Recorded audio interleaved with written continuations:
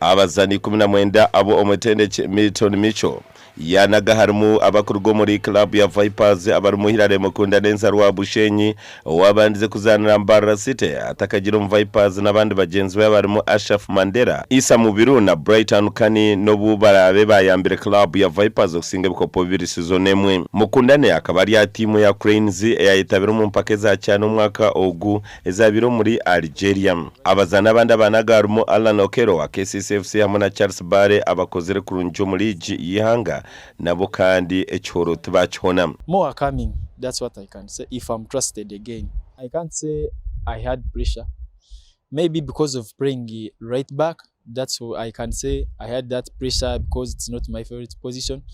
Ba professionals abarukuzano gwesente aheru aba barimo abanagwa harimo mukwasi wa goro Ismail Watenga, Moses Opondo, Musa Ramadan, Ibrahim Juma hamwe na Alani Enyowu nabubona Michoti yabatwara.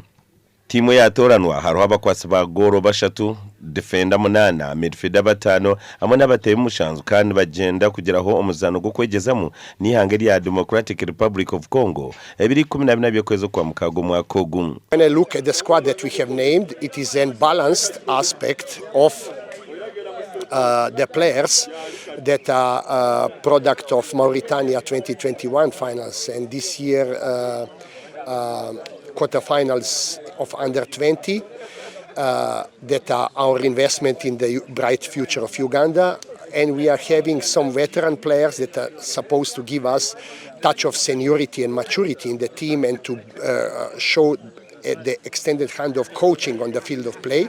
Era tubasubiza buwanguzi tusubiza okuwayo ekirungi kisobola okuwayo okufuna nanka results enungi kubanga tuwangula omupiira ogwo. Uganda netaga kusinga Algeria kubasa kurabaho ahabo kuba ne inganisana na timu ya Tanzania obona eri kuzana na Nigeria.